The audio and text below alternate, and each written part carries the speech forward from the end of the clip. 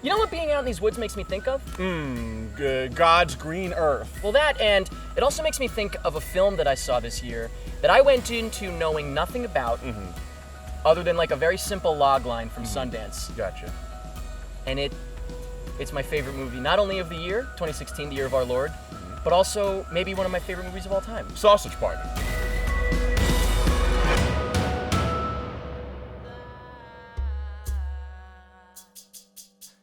Swiss Army Man. Yeah! Dude. Holy crap. Can we like seriously just like look at me in the eyes? Yeah. We'll just say it to each other first before we do this like review. I'm... Exactly. So we're going to talk about Swiss Army Man at length, but before we get to anything spoilery, and really we can't barely talk about this movie without spoiling it, because No, it's just like it's all in the you don't want to surprise know of anything. seeing But it, without yeah. saying anything about the movie, without saying anything about Swiss Army Man, we just have to tell you have to see it. You have to see this movie. Don't watch the trailer.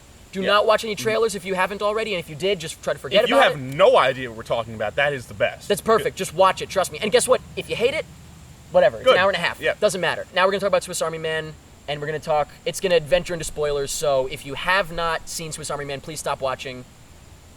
And now we'll talk about Swiss Army Man. It's been a very long time since I've seen a movie that's, like, actually touched me emotionally and also, at the same time, be a comedy. Made me laugh a lot, but also, yeah, it made me cry. There's been a lot of people trying to make comedies, but they're also serious. Like fucking Orange is the New Black. I can't stand shit like that. Never When it's heard like, of well, it's like it's crazy, but now we gotta get serious. I would say almost every comedy has like a 30-minute portion of the movie or like a 20-minute portion of the movie that's just... when Daddy gets Well, when AIDS. Will Ferrell stops laughing.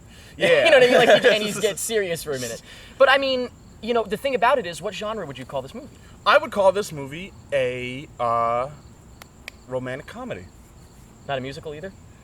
I would call it a musical romantic comedy. A musical rom. I'd call it everything. I call it everything. I kind of can't pick. I do. And that's what I love about it. I do. I love this movie so much. So much. I knew when the movie started. I mean, I knew what it was about because of the controversy at Sundance when everybody was walking out. Which didn't even really happen, by the way. It was just one asshole. Yeah. It was just one asshole. It was like, Yeah. gotta go watch another movie. And he has since tweeted, I'm going to give it another chance. Yeah. So, oh boy. yeah. Because he feels like a fucking dope. But yeah. But so you went in, you knew a little bit about it. I knew it. All I knew it was about a farting corpse. I was like, I knew like that. Yeah, That's all I knew. That's all I knew. And I Great. was like, as soon as like the movie started, I was like, I love this. Like it's like when the little island and like It was very cartoony. very cartoony, and it's when you see Daniel Radcliffe fucking farting into the ocean, like as soon as I realized like he's gonna use them as a boat, I was like, this is amazing. Well, I will say this, my first moment where I realized that that this was something special was when he was approaching Daniel Radcliffe's body and singing the score. Oh yeah, bop bop bop. Whatever yeah. part it was when he's like, bra da da da da. I was let's like, just get out of the way. Score is probably one of the best scores I've ever heard in a long so time too. not only is it one of the best scores I've ever heard, it's one of my favorite albums of the year. Just in general. Yeah, I would venture to say that. I think that it's brilliant with how they did the music, where they're in there and they acknowledge it. Right? Like, if they, but it's not meta to the point where it takes you out. Because it's like it's already at like the ridiculous point, like when he's like riding a farting corpse. It's like you already give like the movie that. It's like, okay, I can suspend my disbelief to like where they're singing and they're not really singing at the same time. Right. Like it's not really happening. Yeah. Like, well, because then if anything, it's kind of like what is happening, what isn't happening the whole time. And you see, like that's something I didn't care about. Like, No, me neither. It doesn't matter if it happened. There could be there could be people on the internet who are like, ooh, what really happened in this movie? I'm like, no. It's like what happened in the movie happened. You saw it, and that's it. A thing I will say though, like when it gets to the drama parts, I was like, whoa, this is real. Like this is like it was getting serious. It wasn't getting serious. Not serious. It was like hitting you. It was hitting me because it was like a real life thing. It sounded like this was a story that actually happened to somebody. Like the whole thing about like masturbating and I can't because of my mom. Yeah. Like what? Sounds like it actually happened to somebody, and like now they can't masturbate. The setting up the dad with the emails, like the birthday emails. But I don't like in life. I hate greeting cards and I hate having to like do things on birthdays. So when they got to that part, I was just like. When it was the whole thing about like how we just do it automatically, I was like, this is like exactly what I think about birthdays and telling people happy birthday and stuff. And I think like the most amazing part about all of that is that this is a movie about a farting corpse with a magic penis, and like when they get to like the part about talking about masturbating and thinking about your mom, I was like, wow, he's got a point. He's got a like point. wow, Like, and this is touching. Really me. touching. I would say the most touching part of the film is when he says, when he's like, you can't do anything at home. Like you can't fart in front of people at home. That sounds so sad. Why do we even want to go there? Yeah. The whole like the fart like montage at the end where he was like just showing. Oh, him, Paul Dano. Yeah. Well, what I love is that I love that they're just Daniels. By the way, the directors. It's just two guys named Daniel, and they're called Daniels, which is brilliant. I didn't even. Well, as soon as it said a film by Daniels, I was like, I already love this. What does that mean? They said they kind of set out to make a movie where the first fart makes you laugh and the last fart makes you cry. That was their plan. Brilliant. Which is what a brilliant idea. I think you posted it on Twitter. Somebody said the best way to describe this movie is like a real life. Real Calvin and Hobbes. This is the closest we're going to get to a Calvin and Hobbes movie. I think that's like one of the best ways to describe this movie because it's not about a boy and a tiger. No, it's about a man and a dead body and farts. But but they have the same conversations. It's like the existential, but like grounded in reality. Yeah. And you see like the characters kind of like grow over this like ridiculous fucking trip like through the woods. And like legit, there's a legit arc for both of them. Like there's only two characters, so I guess it's a little easier to come up with. I know it's pretty hard to make an arc about a corpse. That's true. Who farts. That's true. Let's talk about the acting, by the way. Speaking of, Daniel Radcliffe's best thing ever. Daniel Radcliffe's best thing. Well, I mean, he doesn't. Yeah, after Harry Potter, he didn't do anything good. You know what? I feel like he's actually done best on like Broadway, like on stage. Well, I've never seen. Oh, what with the penis horse? The penis horse. The penis horse Coming soon. If you watch like interviews with him, like he really got into it too. Oh yeah, I respect the shit out of everything he did. At first, I was like, is Daniel Radcliffe just gonna phone it in for an easy role as a corpse? But like, he was a corpse. Yeah, like, and the eye thing he was doing. When he was like flopping around because of the gas in his body, like it looked like a corpse who was like. Well, and also like he had to through the whole movie. Just kind of like, he had to get like dragged around and shit. Like they had a dummy for some scenes, obviously, but it was mostly him getting dragged around. So that's like it seems like it would be an easy thing, but like that's a pain in the ass, probably. With Paul Dano, I mean, who I like, by the way. I do like Paul Dano, but like Paul Dano's kind of got a thing with me where it's like he's kind of the same person in every movie, a little bit. But this was perfect. It's almost like. It's like how Ryan Reynolds is the same in every movie, but once he finally got to Deadpool, it was like you've been trying to get to this point your whole life. Here you go. I think that he was fantastic in this as well. I mean, both of them.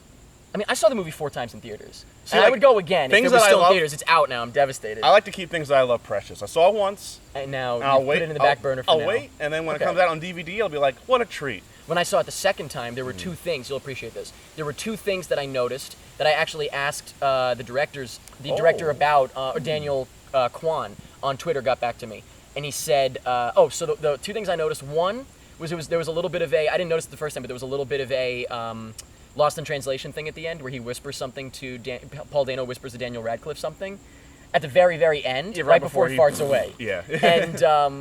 And Daniel Kwan, the director, said they're all Dans in this movie, by the way. He said that nobody knows except for them 2 what he said. So I was like, all right, a little fucking Lost in Translation. Bullshit! Yeah. The cameraman at the end, remember the news crew guy? When he was just like, what? But he says when Paul Dano first reveals himself. Yeah, what did he say? I know you. What was that? So they cut a bit from the movie, and I guessed what it was. Because it felt like it, he was the fucking guy in high school that made fun of him for thinking about his mom, or what was the? He said someone was picking on me for. So whatever it was, he said kids at school pick on you. It was him because they cut out a bit where he goes, "Aren't you the kid from? Aren't you Hanky Wanky? Aren't you Hanky Wanky from high school?" Holy They cut that out. Damn, I don't. They had to, I guess, for time. They left in the part where he was. But you know what? I don't mind that because it's like a cool little tidbit. Yeah, it's cool. I thought it's all there technically. You know what? The fact that I guessed it before he said, like, I was like, that's probably what it was, and then he confirmed it. I guess technically they left in just enough because I guessed it. I was thinking that like he meant that like behind the scenes while he was on his little jungle adventure, he was like missing. Yeah. I was thinking that initially too when I first saw it. By the way, Shane Carruth. Weirdest cameo ever. I had no idea who you told me. You know, he literally stopped by. Now you can imagine. I just want to say, I only know these things because I've watched every single interview that exists about this movie. About this movie. So I know everything now because I'm flat out obsessed with it. I'm obsessed. He literally stopped by the set one day because he thought it was interesting. Does that happen? I guess. He just stopped by the set because he was intrigued by the whole thing, and then they were like, "Hey, by the way, we need someone to play the coroner. Do you want to do it?" And he was like, "Sure." That's awesome. Also, Mary Elizabeth Winstead. That's right. I couldn't believe it. I didn't. They show her on the phone throughout the movie. I had no idea until the very end that it was her. Oh yeah, I had no idea. So that was interesting. I thought it was just she was going great. to be the two of them the whole movie. Do you know why they did that? You know why they picked somebody? Because it could have been anybody. She's in it for like a minute at the end. You know what I mean? 5 minutes. Yeah. But you know why they picked someone that you recognize and you know and you love? Because I love her. You know, I think she's great. They picked somebody like that, and I totally, by the way, got this vibe after the first viewing. So I totally get it. They picked someone because they wanted it to be someone where you felt like there might have been a whole movie about her going on. Kind of like back to reality. Well, because it's like you don't cast like just for a little bit like that. Like why you could just cast anybody and pay them nothing to just like pop in for a second. But they paid Mary Elizabeth Winstead to be there for just like a little bit. I'm not going to say they only shot it for 5 minutes, but you know what I mean. I remember when like as soon as they pop out of the backyard, like they pop out of the woods into her backyard, like the movie changed so much. Like I was like, were you waiting for it to cut to black? Yeah, I was like, how long is this going to go for? What's happening? And I mean, I loved it. It's completely unexpected. Yeah, because like at first it was like, okay, they're gonna get to the part where they find out everything was fake, and I'm like, oh, wait a minute, they're talking. They're still to going. Him. They're talking to the baby. Yeah, the little girl's talking to him, and then when they think it's him, and then everyone is like, what the fuck? Like everything he's saying. And it's like it's actually happening. All the stuff's in the woods. I was like, this is great because it was so fucking like unpredictable. Yeah. Like I was like, no, for real, exactly. Yeah. I was like, I have no idea what's gonna happen. I was like, is this like? It gets to the point where I'm like, oh my god, it could end amazingly any second now, and they're gonna keep going. Are they gonna ruin it? Like, is it gonna keep being good? And it kept being amazing. Yep. All the way up until the very last shot. The stuff in the woods. Stuff in the woods. So do you think he was just in her backyard the whole time? Like what? I do. First of all, I will say again, doesn't matter to me. I don't care if he was really lost. I don't care if it was real. Doesn't change any of the themes in the movie at all, so I really don't care. But I after I saw the movie, I got home and I thought about it, and I was like, and it hit me like a fucking sack of bricks.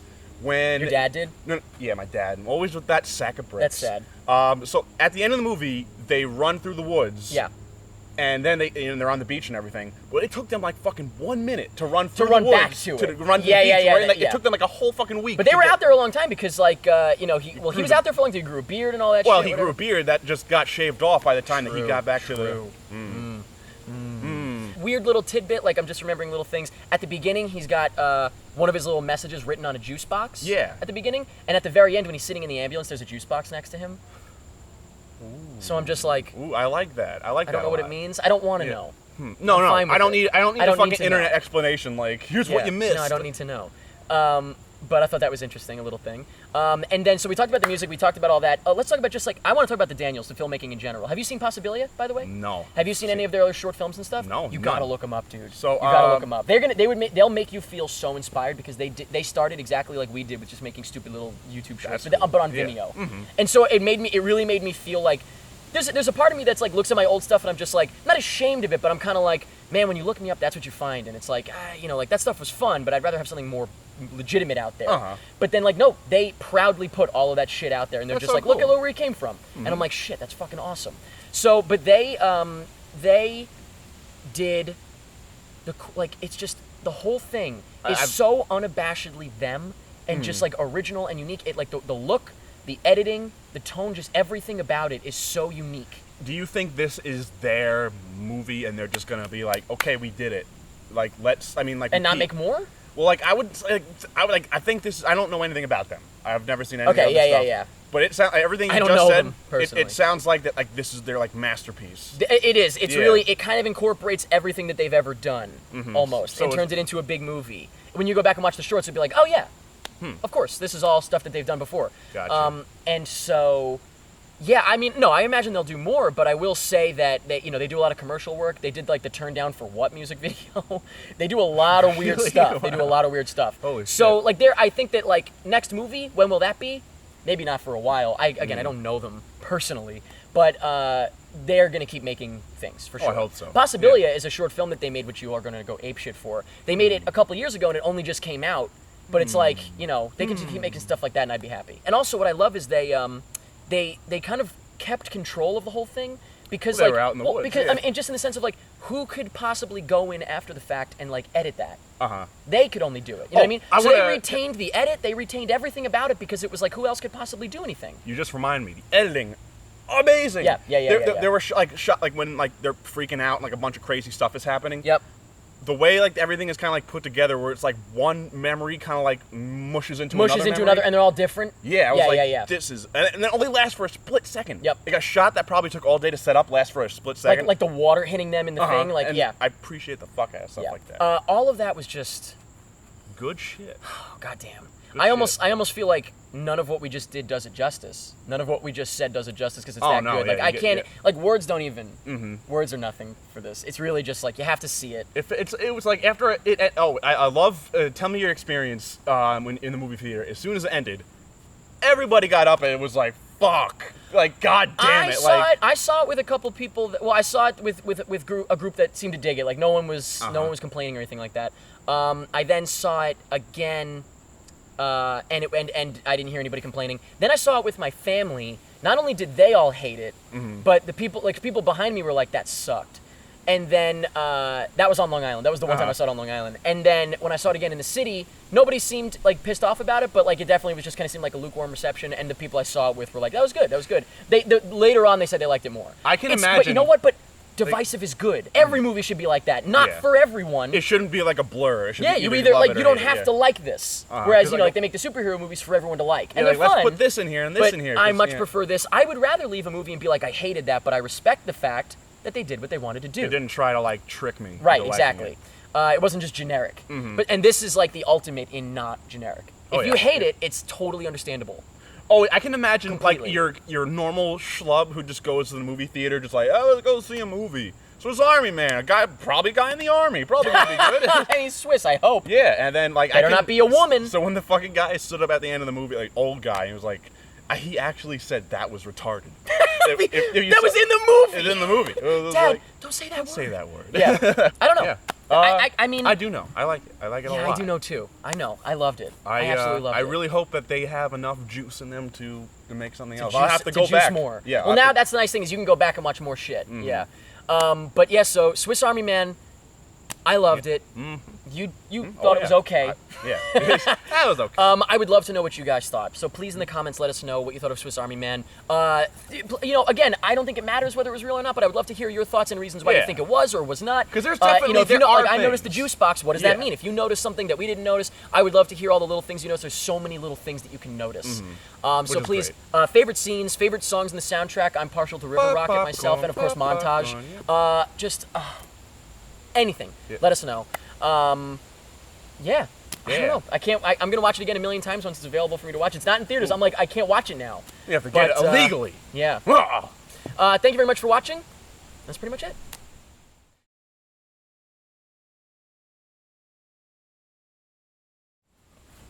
We're going. Hey. That's the camp clap. I caught that camp clap. I caught the camp clap and I can't get rid of it. The clamp. The clamp.